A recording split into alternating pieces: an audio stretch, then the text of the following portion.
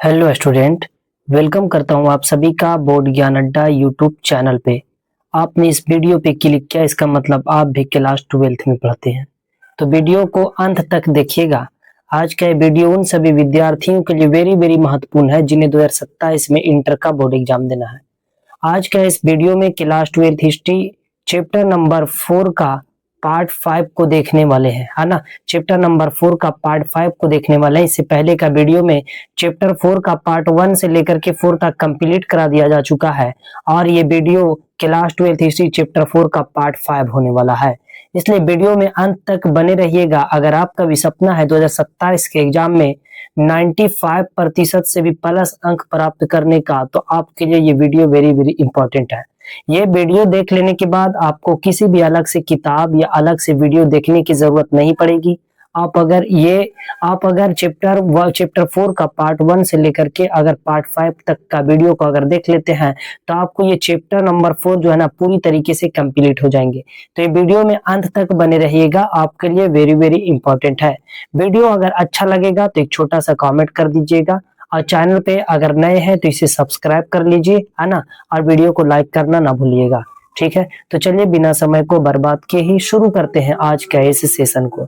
देखेंगे आज का पहला पॉइंट है नई धार्मिक परंपरा महायान बौद्ध मत। भगवान बुद्ध की मृत्यु जब हुई तो भगवान बुद्ध की मृत्यु के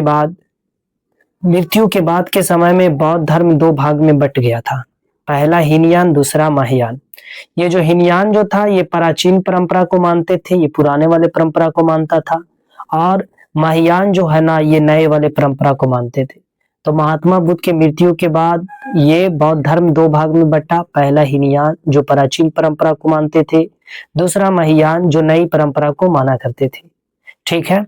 ये हीनयान की अगर विशेषता की बात करें तो पुरानी परंपरा को मानने वाले थे। निर्वाण के लिए व्यक्तिगत प्रयास किया जाता था। बुद्ध को मनुष्य माना जाता था। मूर्ति पूजा को निषेध, मूर्ति पूजा इसमें नहीं माना गया। वहीं अगर महायान की बात करें तो महायान ये नवीन परंपरा को मानते थे। बुद्ध को इन्होंने अवतार माना है और मूर्ति पूजा को अपनाया और इन्होंने मूर्ति पूजा करना शुरू कर दिया। मतलब महात्मा बुद्ध के मृत्यु के बाद बौद्ध धर्म दो भाग में बट गए थे, हीनयान और महायान। महायान जो था ये नए वाले थे, हीनयान जो पुराने वाले थे। बाद में महायान शाखा भी दो भाग में बटा। पहला शून्यवाद और दूसरा बरजियान। पहला शून्यवाद, दूसरा बरजियान, ठीक है। तो ये शून्यवाद और बरजियान ये दो भाग में बट गए थे, है ना। ये महायान शाखा दो भाग में बटे। वहीं अगर बात करें पौराणिक हिंदू धर्म के उदय के बारे में तो याद रखेंगे, है ना। वैष्णव यानी विष्णु के अनुयायी को वैष्णव कहते हैं और शिव के अनुयायी को शैव कहते हैं। तो वैष्णव यानी के विष्णु के अनुयायी और शैव यानी कि शिव के अनुयायी। वैष्णववाद में कई अवतार की पूजा होती थी, है ना, होती है। ऐसा माना जाता है कि पापियों को बढ़ते प्रभाव के चलते दुनिया में व्यवस्था जो है ना ये व्यवस्था बिगड़ चली, यानी कि क्या बिगड़ जाती है, यानी पापियों के वजह से दुनिया में व्यवस्थाएं बिगड़ जाती है। तब जो है ना इसे ये संसार की रक्षा के लिए भगवान अलग अलग रूप में अवतार लेते हैं, अलग अलग रूप में आते हैं और ये पापियों को नष्ट करने का काम करते हैं। यह अलग अलग अवतार देश के विभिन्न हिस्सों में काफी लोकप्रिय थे। अलग अलग अवतार जो है ना ये बहुत ज्यादा लोकप्रिय थे। वहीं कई अवतार की जो है ना ये कई अवतारों को मूर्ति के रूप में दिखाया जाता है ना। कई अवतारों को मूर्ति के रूप में दिखलाया जाता है। जैसे कहीं पास में अलग अलग किस्म की जो है ना मूर्तियां दिखलाई जाती है, तो ये अलग अलग अवतार में जो है ना भगवान आए होंगे और उसी के लिए जो है ना अलग अलग तरीके का अलग अलग मूर्तियां दिखलाई जाती है। ये अलग अलग अवतार दिखलाए जाते हैं, अलग अलग क्षेत्र में अलग अलग प्रकार की मूर्तियां बनी होती। वहीं अगर शैव की बात करें तो शिव के उनके प्रतिलिंग के रूप में दिखाया गया है। इतिहासकारों को इन मूर्ति कला को समझने के लिए पुराणों का अध्ययन करना पड़ता है। मतलब ये कि इतिहासकार जो है जो बीते हुए बातों का अध्ययन करते हैं उसे इतिहासकार कहते हैं। और ये मूर्ति कला को समझने के लिए इन्हें पुराणों का अध्ययन करना पड़ता है ना। किसका? तो पुराणों का अध्ययन करना पड़ता है। ठीक है दोस्तों, तो वीडियो में अंत तक बने रहिएगा। अगर अच्छा लग रहा है तो एक लाइक कर दें और एक छोटा सा कमेंट जरूर करिएगा, ठीक है। तो वीडियो में अंत तक बने रहिए। इनमें बहुत से किस्से ऐसे थे जो सैकड़ों साल पहले रचने के बाद सुने और सुनाए जाते थे। इसमें देवी देवताओं की कहानियां हैं। इनमें संस्कृत है ना, संस्कृत के श्लोक भी देखने को मिलते हैं जिन्हें ऊंची आवाज में पढ़ा जाता था, जिन्हें ऊंची आवाज में पढ़ा जाता था। और इन्हें महिलाएं और शूद्र भी सुन सकते थे। महिलाओं को, शूद्रों को सुनने की आजादी इसमें दी गई थी। ठीक है दोस्तों।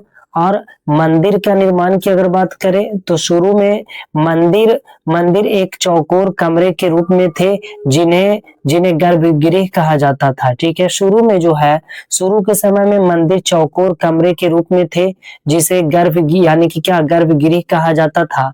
और इनमें एक दरवाजा होता था जिसमें उपासक यानी मूर्ति की पूजा करने के लिए अंदर जा सके, इसलिए इसके अंदर में एक जो है ना क्या, तो एक जो है दरवाजा हुआ करता था। मतलब शुरू के समय में मूर्ति, ये मंदिर जो है ना ये चौकोर हुआ करते थे, इसे गर्भगृह कहा जाता था। और इसके अंदर जो है ना, यानी इनमें एक दरवाजा भी होता था जहां से उपासक मूर्ति को पूजा करने के लिए अंदर जा सके। ठीक है, बाद में गर्भगृह के ऊपर एक ऊंचा ढांचा बनाया जाने लगा जिसे शिखर कहा जाता है। मतलब ये गर्भगृह है और इसके ऊपर में जो है ना एक शिखर बना दिया जाता था। एक क्या बना दिया जाता था, तो एक शिखर बना दिया जाता था जिसे जो है ना क्या कहते थे, तो एक शिखर बना दिया जाता था। ऊंचा ऊंचा ढांचा बनाया जाता था जिसे शिखर कहा जाता। मतलब ये गर्भगृह है, इसके ऊपर में जो है ना एक ऊंचा ढांचा बना दिया जाएगा जिसे क्या कहते थे, तो जिसे शिखर कहा जाता था। तो ऊंचे शिखर बना दिए जाते थे। इस तरीके से मंदिर की आकृति देखने को मिलती थी। मंदिर के दीवारों पर भित्ति चित्र उत्पन्न किए जाते थे। बाद में मंदिर का निर्माण का तरीका बदला और अब मंदिर के साथ बड़े सभा स्थल, ऊंचे दीवार भी जोड़ दिए गए। तो इसमें मंदिर बनने में भी परिवर्तन देखने को मिला, है ना। जल पूर्ति का इंतजाम भी किया जाने लगा। शुरू शुरू के मंदिर कुछ पहाड़ी के काट कर कृत्रिम गुफाओं के रूप में बनाए जाते थे। मतलब देखेंगे कि जितने भी पुराने मंदिर हैं ना, वो अधिकतर जो है ना पहाड़ियों पर देखने को मिलते हैं।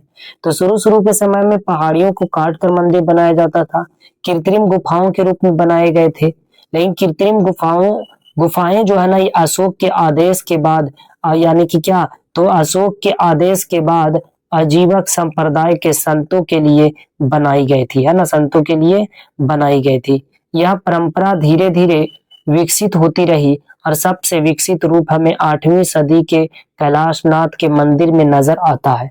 मतलब यह है कि यह परंपरा धीरे धीरे विकसित होती गई और सबसे ज्यादा विकसित, जैसे उदाहरण के लिए कैलाशनाथ का मंदिर है, इसमें जो है ना ज्यादा विकसित हमें देखने के लिए मिले, जो कि 8वीं सदी में देखने को मिला था। कब, तो 8वीं सदी के कैलाशनाथ के मंदिर में हमें ये विकसित देखने को मिले हैं।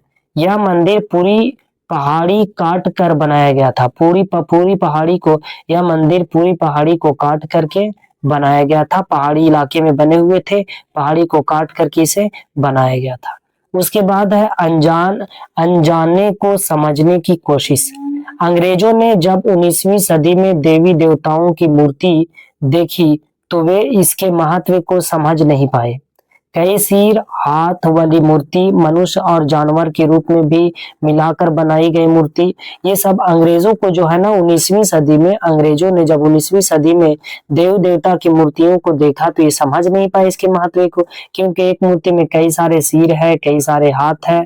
मूर्ति मनुष्य के रूप में देखने को मिल रहा है, जानवर के रूप में देखने को मिल रहा है, जिसकी वजह से मूर्तियां बनाई जो जाती थी, इसे अंग्रेज जो है ना ये समझ नहीं पाए। ठीक है, और यह मूर्ति यूरोपियों को, याद रखेंगे, है ना, यह मूर्ति जो है, यह मूर्ति यूरोपियों को विकृत लगी और वह इनसे जो है ना घृणा करने लगे। और इन विद्वानों ने ऐसे ऐसे अजीब यानी कि क्या, ऐसे अजीबो गरीब मूर्तियों को समझने के लिए उनकी तुलना ऐसे परंपरा से की जिसके बारे में वह पहले से जानते थे। मतलब यह है कि जब अंग्रेजों ने जब कई सारे सिर, कई सारे हाथ और मूर्ति मनुष्य के रूप में, जानवर के रूप में देखा तो ये समझ नहीं पाए और उससे जो है ना यानी क्या करने लगे, तो उसे समझ नहीं पाए और इसे घृणा करने लगे। फिर इन विद्वानों ने अजीबो गरीब मूर्तियों को समझने के लिए उनकी तुलना ऐसी परंपरा से की जिसके बारे में वो पहले से जाना करते थे। ठीक है, है ना दोस्तों। तो वीडियो में अंत तक बने रहिएगा। अगर अच्छा लग रहा है तो इसे लाइक कर दें और एक छोटा सा कमेंट जरूर करिएगा, ठीक है। उन्होंने प्राचीन यूनान के कला परंपरा से भारतीय मूर्ति कला की तुलना भी की थी, है ना। मतलब यह है कि उन्होंने प्राचीन यूनान की कला जो है, यूनान प्राचीन मतलब पुराना यूनान की कला परंपरा से भारतीय मूर्ति कला की तुलना की और दोनों को आपस में मिला करके तुलना किए थे, ठीक है दोस्तों। तो ये था class 12th history chapter number 4 का पार्ट 5 का वीडियो, है ना। आप लोगों को कैसा लगा कमेंट करके जरूर बताइएगा, और अच्छा लगा तो इसे लाइक कर दे, चैनल पे अगर नए हैं तो इसे सब्सक्राइब जरूर कर लीजिएगा, ठीक है दोस्तों। मिलते हैं अगले वीडियो में वीवीआई ऑब्जेक्टिव प्रश्न के साथ, है ना। मिलते हैं अगले वीडियो में वीवीआई ऑब्जेक्टिव प्रश्न के साथ। Class 12th history chapter number 4 से रिलेटेड वीवीआई जितने भी प्रश्न बनेंगे वो सबको लेकर के आने वाले हैं अगले वीडियो में, इसलिए चैनल को सब्सक्राइब कर लें। और वीवीआई ऑब्जेक्टिव प्रश्न के बाद जो है ना फिर लघु उत्तरीय प्रश्न को भी लेकर के आएंगे, इसलिए चैनल पे नए हैं तो सब्सक्राइब कर लें, है ना। और क्लास 12th हिस्ट्री की संपूर्ण तैयारी इस चैनल के माध्यम से कराई जाती है, इसलिए इस चैनल के साथ जरूर से जरूर जुड़े, है ना। मिलते हैं अगले वीडियो में इसी चैप्टर 4 से रिलेटेड वीवीआई ऑब्जेक्टिव प्रश्न के साथ, जो कि 2027 के एग्जाम में डायरेक्टली देखने को मिलेंगे। तो जुड़ना ना भूले, है ना। समय जो है वीडियो आने का इस चैनल पे समय शाम के 6:30 पर रोजाना आपको वीडियो देखने को मिलेंगे। तो इस चैनल के साथ जरूर जुड़े और अपनी तैयारी को बेहतर बनाएं। तब तक के लिए पढ़ते रहें, मस्त रहें, स्वस्थ रहें। जय हिंद, वंदे मातरम।